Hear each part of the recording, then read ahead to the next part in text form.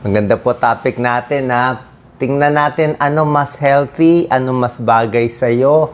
Malunggay ba? Favorite natin to. Or talbos ng kamote. Parehong mura, masustansya. Sino mas bagay kumain ng malunggay? Sino bagay kumain ng talbos? Pareho pong healthy. Tingnan lang natin, meron silang difference pa rin. Unahin natin ang malunggay. Ang paborito nyo, ang daming luto ng malunggay. Very nutritious talaga ang malunggay. Maraming benefits, maraming luto. Ito, may corn sa nilagang manok. Pwede rin. Kung titignan nyo, mataas siya sa protein. Ang dami niyang vitamins and minerals. Ang tataas, B6, C, B2, vitamin A, magnesium. Dahil nga very green leafy kasi siya. Very green. Kung titingnan nyo yung benefits niya, ang dami po. Ito per 10 grams of malunggay, ito per 100 grams. Pag 10 grams lang, vitamin A niya, 18%, vitamin E, 67%, vitamin K, 158%, ang tataas. At napakaganda sa malunggay, tingnan nyo, calcium niya mataas, para sa buto. At iron niya, 32% para sa dugo. Kaya mga buntis nga, binibigyan ng malunggay, pampataas ng iron, anemic. Kulang ang kinakain, kulang sa karne, kulang sa sustansya. Ayan, 32%. Tatanim mo lang yung malunggay. 10 grams pa lang yan. Pag tinaas mo pa nga, tingnan mo to 100 grams, sobra-sobra na. Lampas-lampas na sa numbers. Okay?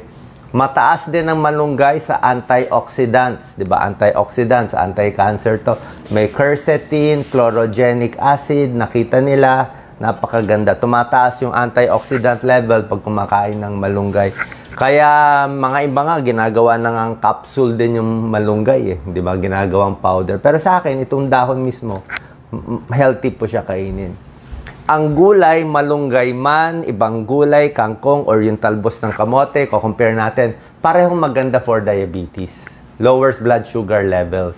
Mababa glycemic index nila, parang 25 lang. Ibig sabihin, kahit kumain kayo maraming malunggay, maraming talbos ng kamote, hindi tataas ang blood sugar nyo. Ayan, pag kumakain nito, bumababa pa nga yung blood sugar. Napakaganda. Imbis na iba kainin nyo. Reduces inflammation. Ang mga gulay, may anti-inflammatory, pang-arthritis, pang-ibang sakit. Meron kasi siyang isothiocyanates. Ito yung tinitingnan nilang component na nakakabawas ng pamamaga ng katawan. Nakakababa ng cholesterol. Paano? High fiber siya, di ba? High fiber, reduces cholesterol, napakaganda. Maganda rin sa puso. At may konting pag-aaral, pwede siya sa mga arsenic toxicity. Kung merong mga poisoning, nakakatulong din siya. May konting pag-aaral. So, tulad na sinabi ko, napakaganda. Ang dami niyang benefits. Okay, kaya nga nilalagay sa bread, di ba? Kaya sikat na sigat. At mabilis lang, tatanim mo lang. Kami, lagi ako nagtatanim ng malunggay. Diba, hinahalo natin. Sa kabilang banda, wag natin babaliwalain. May laban itong talbos ng kamote. Unang-una, mas marami kang makakain dito. Mas malaki yan, green leafy siya. Malunggay, medyo maliit, mapait, diba? Mahirap din kainin. Ito, talbos ng kamote, mura lang siya. Ayun, napakaganda. Yung sweet potato mismo, kamote, okay ang kamote, kaya lang medyo maraming carbohydrates So, medium glycemic index yun para sa diabetes. Itong talbos, mababa to, good for diabetes. At yung dami niya ng vitamins and minerals niya, comparable, may laban. May laban, vitamin A niya, 21%, vitamin K, 87%, vitamin C, 18%. Comparable ito, may laban sa malunggay. Pampalakas ng immunity dahil mataas sa vitamin A, vitamin C, maganda sa digestion. Ang talbos ng kamote, mas panalo sa digestion. Paano kasi, malalaki yung mga dahon niya di ba? So, more fiber siya. So, masakit ang tiyan, nagtitibi, okay yan sa tiyan. Kaya lang, pagkakain tayo ng maraming fiber, kailangan maraming ding tubig inumin. Maraming liquid, kung 8 glasses of water.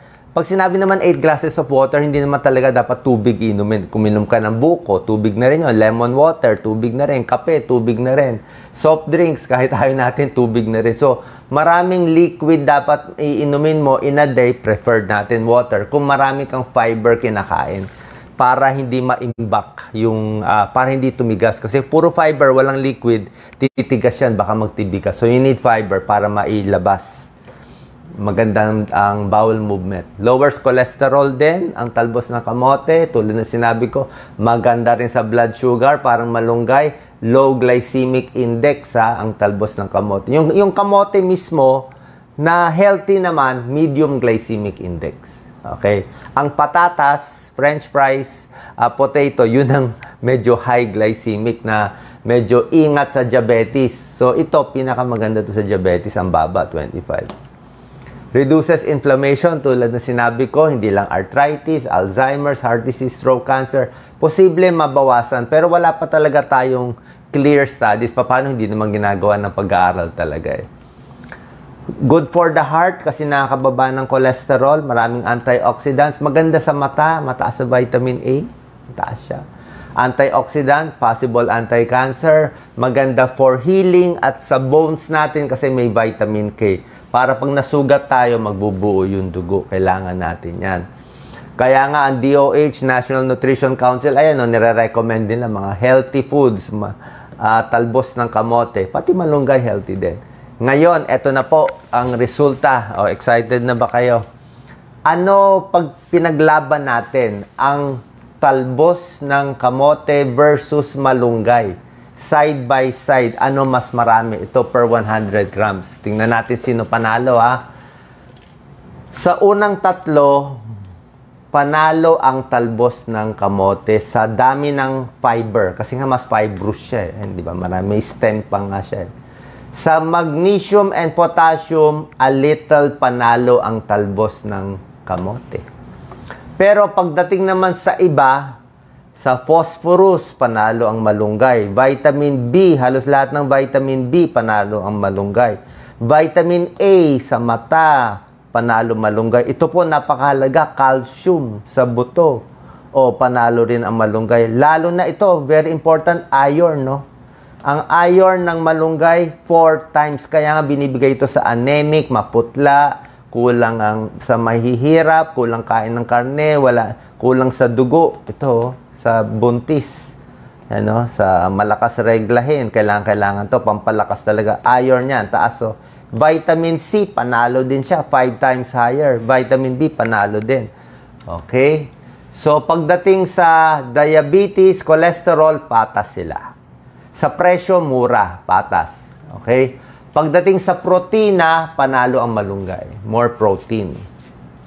Pagdating sa mga ibang vitamin B, iba pang component, may ilan panalo ang talbos, dalawa, pero all the rest, panalo ang malunggay.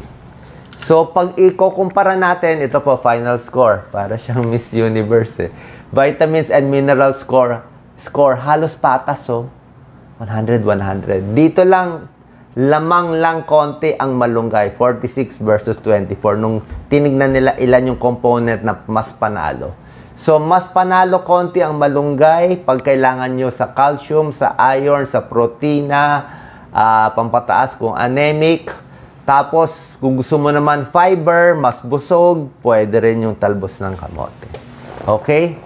So, in short, parehong healthy pero may kanya-kanya pang konting lakas at konting dagdag na benefits. Sweet potato leaves, higher in fiber, magnesium, and potassium. Pero ang malunggay, moringa leaves, mataas naman sa iba lahat. B, C, B2, calcium, iron, at iba pa. Sana nakatulong tong video nyo para maengganyo yung mga bata at matatanda kumain nito kung gusto natin humaba ang ating buhay. God bless.